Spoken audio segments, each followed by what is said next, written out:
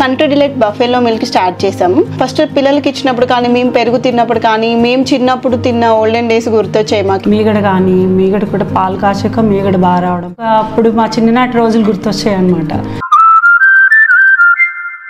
Sir, కవిత కొత్త party పెడతారనే ప్రచారం పెద్ద ఎత్తున వినిపిస్తోంది సార్. కొన్ని పేర్లు కూడా వినిపిస్తూ ఉన్నాయి. TBRS అనే ఒకటి, తెలంగాణ రాజ్య సమితి, అంటే టీఆర్ఎస్ పేరు వచ్చేలా తెలంగాణ రాజ్య సమితి అని చెప్పేసి. సో ఇప్పటికే కాంగ్రెస్ నో చెబుతోంది, కాంగ్రెస్ పార్టీలోకి కవితను ఆహ్వానించము అని చెప్పి మహేష్ కుమార్ గౌడ్ కూడా నిన్న చెప్పేశారు. అండ్ భారతీయ జనతా పార్టీలోకి వెళ్ళే అవకాశం లేకపోవచ్చు, బీఆర్ఎస్ ఎలాగూ సస్పెండ్ చేసింది కాబట్టి. తెలంగాణలో ఒకవేళ కవిత కొత్త పార్టీ పెడితే స్పేస్ ఉందా సార్ కొత్త పార్టీకి? అండ్ తెలంగాణ రాజకీయాల్లో కవిత ప్రభావం ఎంత? మీరు అన్నట్లు ఇమీడియట్గా అయితే ఆమె కాంగ్రెస్లోకో బీజేపీలోకో వెళ్ళే పరిస్థితి లేదు. ఎందుకంటే కవితను పార్టీలో చేర్చుకుంటే తమ ప్రయోజనం కన్నా నష్టమనే కాంగ్రెస్ భావిస్తోంది, బీజేపీ భావిస్తోంది. ఎందుకంటే కేసీఆర్ కుటుంబంలో చిచ్చు పెట్టారని ప్రజలు శాపనార్థాలు పెట్టచ్చు. ఎందుకంటే సమాజంలో మనది చాలా సెంటిమెంటల్ సమాజం. తండ్రి బిడ్డలను కూతుళ్లను వేరు చేశారు, ఇలాంటి భావన కూడా వచ్చినా ఆశ్చర్యపడాల్సిందేం లేదు. అయ్యో పాపం కేసీఆర్ అన్యాయం చేస్తున్నారు అని. సో అందువల్ల ఇప్పటికిప్పుడు కాంగ్రెస్, అందులో ఆమె ఆల్రెడీ రేవంత్ ప్రభుత్వాన్ని, కాంగ్రెస్ను విమర్శిస్తోంది. బీజేపీని, అసలు బీజేపీ బీఆర్ఎస్ కలవడాన్ని తాను వ్యతిరేకించానని కూడా చెప్తోంది. అయితే రాజకీయాల్లో శాశ్వతంగా డోర్లు మూసేసి ఉండవు. సో ట్రంప్ దెబ్బకు భారత్ చైనాలే కలుస్తున్నప్పుడు మీకు వీళ్ళు కలవరా? ఇట్లా మనం ఎన్ని చూడలేదు. ఇప్పుడు వైఎస్ షర్మిల రేవంత్ రెడ్డి పైన చేసిన విమర్శలు మనం మర్చిపోయామా? వైఎస్ఆర్ తెలంగాణ పార్టీ నాయకురాలుగా మరి అలా పరిస్థితి ఏంటి? రేవంత్ రెడ్డి తెలంగాణలో కాంగ్రెస్ ముఖ్యమంత్రి, షర్మిల ఆంధ్రప్రదేశ్లో కాంగ్రెస్ అధ్యక్షురాలు, ఇద్దరు ఒకే వేదికపై కూడా ఆంధ్రప్రదేశ్లో కాంగ్రెస్ పార్టీ వేదికలపైన మనం చూడలేదా? అందువల్ల రాజకీయాలు అలా ఉండవు. మీకు రేపు బీజేపీ అయినా కాంగ్రెస్ అయినా రేపు రాజకీయాల్లో అవసరం అనుకుంటే, ఉపయోగం అనుకుంటే వారేం కవితకు దారాలు ముయ్యరు. చంద్రబాబు నాయుడికి మా డోర్స్ క్లోజ్ అని అమిత్ షా అన్నాడు. తెలుగుదేశం వాళ్ళు అమిత్ షా పైన కార్ల పైన రాళ్ళేయించారు, మోడీకి నల్ల జెండాలు చూపారు, మేమెట్లా కలుస్తాం అని బీజేపీలో ఎన్ని మాట్లాడలేదు, కానీ తర్వాత కలవలేదా? అందువల్ల రాజకీయాల్లో అలా ఎక్కడా ఉండవు. కానీ ఇప్పుడున్న పరిస్థితుల్లో మాత్రం మీరు అన్నట్లు కవిత కాంగ్రెస్లోనో బీజేపీలోనో కలవడానికి స్కోప్ కనబడలేదు. అందువల్ల ఆమె బహుశా సొంత పార్టీయే పెట్టవచ్చు. పెట్టినప్పుడు ఏ రకమైన ప్రభావం ఉంటుంది అనేది మనం జోస్యం చెప్పలేము.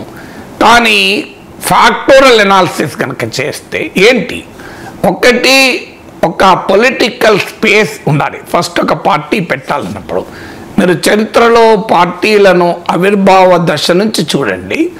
ఆ పొలిటికల్ స్పేస్ ఉన్నప్పుడు, ఆ స్పేస్ను క్యాప్చర్ చేసుకున్నప్పుడు క్లిక్ అయ్యాయి. ఎంత ఇన్ఫ్లుయెన్షియల్ పీపుల్ అయినా ఆ స్పేస్ను లేనప్పుడు అది ఒక దశకు వచ్చి ఆగిపోయాయి. దానికి ఉదాహరణ మనకు ఎన్టీ రామారావు, చిరంజీవి. కాంగ్రెస్ పార్టీ పట్ల తీవ్ర వ్యతిరేకత ఉండి ప్రతిపక్ష పార్టీలు, జనతా పార్టీ కావచ్చు, కమ్యూనిస్ట్ పార్టీలు కావచ్చు, ఏవి బలంగా లేని రోజుల్లో ప్రజలు కాంగ్రెస్ పార్టీని ఎట్టి పరిస్థితుల్లో ఓడించాలని ఒక బలమైన కోరిక ఒకవైపు, కాంగ్రెస్ను ఓడించడానికి ఆ రోజు ఉమ్మడి రాష్ట్రంలో 294 సీట్స్లో క్యాండిడేట్లు కూడా పెట్టగలిగే పరిస్థితిలో ఏ ప్రతిపక్ష పార్టీ లేదు.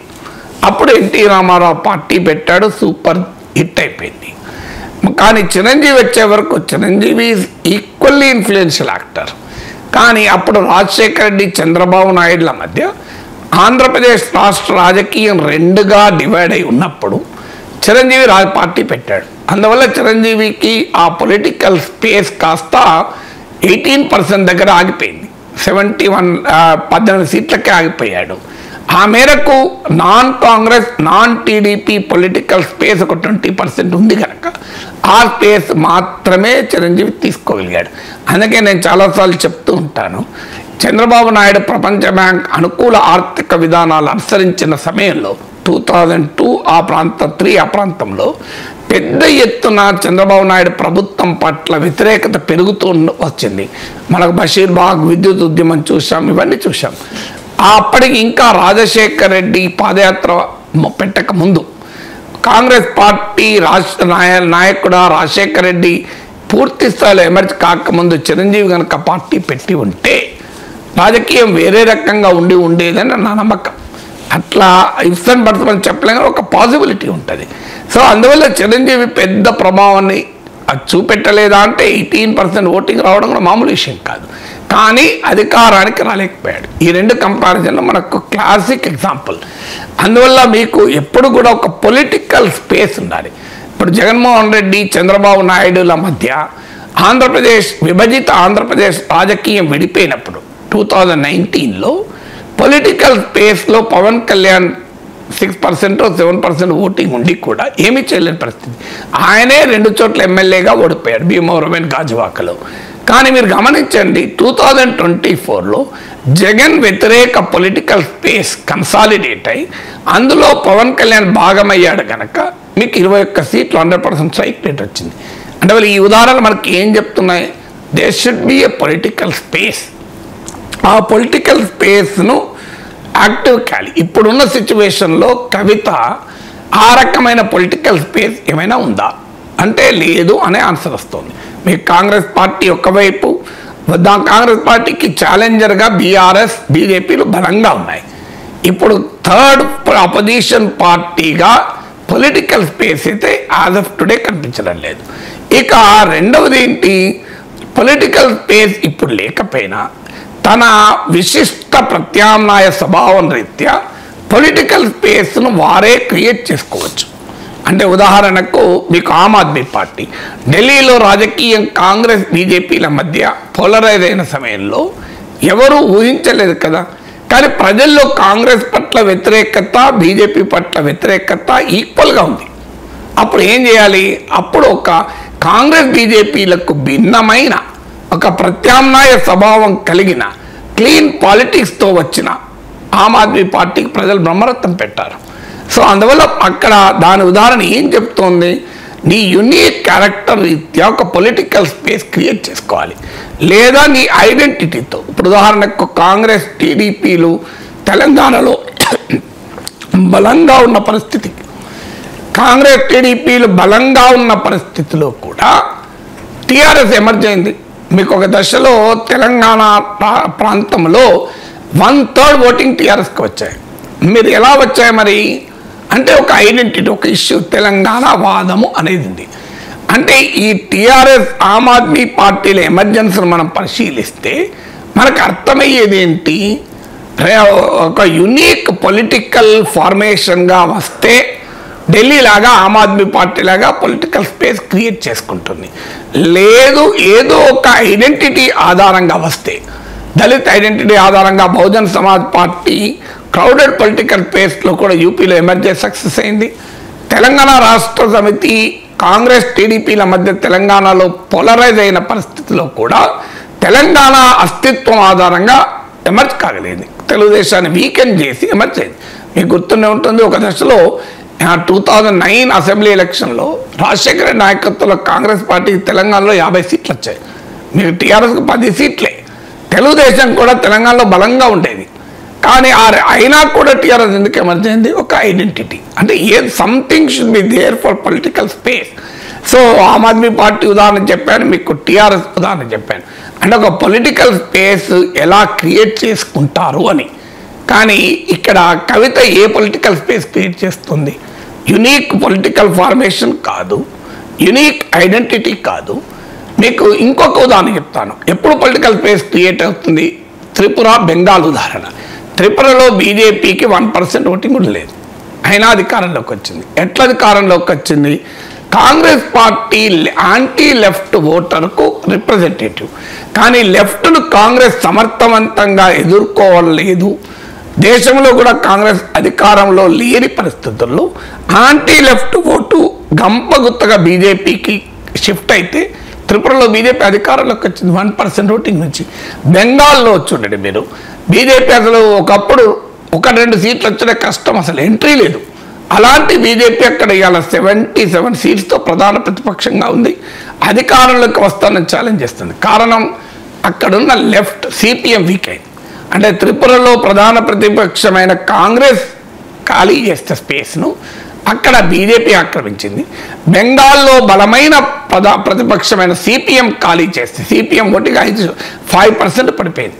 అక్కడ బీజేపీ క్యాప్చర్ చేసింది. అంటే ఒక ఎగ్జిస్టింగ్ అపోజిషన్ పార్టీస్ కనుక వేకేట్ చేస్తే, అంటే వాళ్ళు బాగా బలహీన పడితే అప్పుడు పొలిటికల్ స్పేస్ ఉంటుంది. మరి ఇవాళ కాంగ్రెస్కు ప్రత్యర్థిగా ఉన్న బీఆర్ఎస్ కానీ బీజేపీ కానీ బలహీనపడే పరిస్థితి ఉందా? కవిత బలహీనపరచగలిగే స్థితిలో ఉందా? అందువల్ల మీకు అనేక రకాల ఉదాహరణలు చెప్పాను. పొలిటికల్ స్పేస్కు దేశం మొత్తం మీద ఒక యునీక్ పొలిటికల్ ఫార్మేషన్ కాదు. ఆమె తెలంగాణ లాంటి ఐడెంటిటీ లేదు. ప్రతిపక్ష స్పేస్లో ఉన్న ప్రధాన పార్టీలు ఏవి వీక్ కాలేదు, వీక్ చేసే పరిస్థితి లేదు. మరి ఏ రకంగా పొలిటికల్ స్పేస్ క్రియేట్ అవుతుంది? సో చూడాలి. ఇది నేను ఐ టోల్ ద రూల్స్. భారత రాజకీయాలు మొత్తాన్ని మీకు పరిశీలించి చెప్పాను. ఇక రెండవది ఒక పొలిటికల్ నరేటివ్ ఉండాలి. అంటే ఏ స్పేస్లో స్పేస్ ఎట్లా క్రియేట్ అవుతుంది? ఒక పొలిటికల్ నరేటివ్తో క్రియేట్ అవుతుంది. ఆమ్ ఆద్మీ పార్టీ ఒక పొలిటికల్ నరేటివ్తో ముందుకు వచ్చింది. ఏంటి? ఒక క్లీన్ గవర్నమెంట్, ఒక సుపరిపాలన, ఒక కొత్త రాజకీయం అని. ఎన్టీ రామారావు ఒక పొలిటికల్ నరేటివ్తో వచ్చాడు. తెలుగు ప్రజల ఆత్మగౌరవం, ఢిల్లీ ఆధిపత్యానికి వ్యతిరేక పోరాటం అని. సో అందువల్ల ఒక పొలిటికల్ బలమైన నరేటివ్ ఉండాలి. 2 సీట్లు ఉన్న బీజేపీ వాళ్ళు ఎందుకు అధికారంలో ఉంది? 240 సీట్లు గెలుచుకుంది. ఒక దశలో 300 పైన దాటిపోయింది. అంటే ఒక హిందుత్వ ఐడెంటిటీ. ఏ ఐడెంటిటీ ఇప్పుడు కవిత పార్టీకి ఉన్నది చెప్పండి? ఆమె మళ్ళీ జై తెలంగాణ అనాలి, జై కేసీఆర్ అనాలి. జై తెలంగాణ, జై కేసీఆర్ అంటే బీఆర్ఎస్ కన్నా how is it different? So BRS కాదని బీఆర్ఎస్ నుంచి దూరమై ఓటరు కవిత వెనకాల ఎట్లా వస్తాడు? అంటే she has to reinvent narrative. ఆమె ఇప్పుడు చెప్తున్న నరేటివ్ ఏంటి? కేసీఆర్ దేవుడు, ఆమె చుట్టూ దయ్యాలు ఉన్నారు. ఇప్పుడు దేవుడిని కాపాడటానికి నాకు ఓటేయండి అంటే దేవుడే నీతో లేడు కదా, దేవుడే కదా సస్పెండ్ చేసింది నువ్వు. ఇప్పుడు దేవుడు ఉన్నాడు, కేసీఆర్ దేవుడు, ఆయన చుట్టూ దయ్యాలు ఉన్నారంటే దేవుడే నిన్ను సస్పెండ్ చేసిన తర్వాత దేవుడే నీతో లేనప్పుడు ఇక దేవుడిని కాపాడడం కొరకు బీఆర్ఎస్ వెనకాలన్న ఓటర్లు దయ్యాల నుంచి దేవుడిని కాపాడడం కొరకు కవితకు ఎందుకు ఓటేస్తారు? అందువల్ల she has no political narrative. రెండవది. మూడవది లీడర్. ఇలా బీజేపీకి చూడండి, నరేంద్ర మోడీ నాయకత్వం ఎంత పెద్ద అసెట్. అన్ని ఎన్నికల్లో కూడా మీకు 2014, 2019 ఎలక్షన్స్లో CSDS centre for study of development societies జరిపిన మీకు నేషనల్ ఎలక్షన్ స్టడీస్ ప్రకారము 1/3 of the voter BJP voter మోడీని చూసి ఓటేశాడు. 2024లో బీజేపీకి 240కి తగ్గిన సమయంలో కూడా నేషనల్ ఎలక్షన్ స్టడీస్ డేటా ప్రకారం 1/4 of the voter BJP voter మోడీని చూసి ఓటేశాడు. కొన్ని కర్ణాటక అలాంటి రాష్ట్రాలు, కొన్ని రాష్ట్రాలు అయితే 50% వరకు కూడా బీజేపీ ఓటర్ మోడీని చూసి ఓటేశాడు. ఇవాళ కవితకు ఆ రకమైన పొలిటికల్ ప్రొఫైల్ తెలంగాణలో రేవంత్ రెడ్డి, చంద్రశేఖర్ రావు, కేటీ రామారావు, హరీష్ రావు, మీకు బండి సంజయ్, ఈటల రాజేందర్, వీళ్ళందరూ, కిషన్ రెడ్డి, వీళ్ళందరికన్నా ఎక్కువ పొలిటికల్ ప్రొఫైల్ ఉందా? అది బిల్డ్ కావాలి. నేనేమీ జోస్యం చెప్పలేదు. మళ్ళీ నేను మీకు మెథడ్స్ చెప్పాను. ఈ మెథడ్స్లో ఈ ఫ్యాక్టర్స్ ఉండాలి అని చెప్పాను. ఆ ఫ్యాక్టర్స్ కవిత కనుక సంపాదించుకుంటే అవకాశం ఎప్పుడైనా ఉంటుంది, ఎవరికైనా ఉంటుంది. కవితకి ఏంటి ఆ స్పేస్ నాగేశ్వర్కైనా ఉంటుంది. కానీ ఆ ఫ్యాక్టర్ సంపాదించుకోగలగాలి కదా. ఆమె ఇప్పుడున్న సిచ్యువేషన్ లేదు, ఆ ఫ్యాక్టర్స్ లేవు. అందువల్ల ఆమె ప్రయోగం ఇప్పుడున్న రాజకీయ పరిస్థితుల్లో మాత్రం పెద్ద హిట్ అయ్యే వాతావరణమే తెలియదు.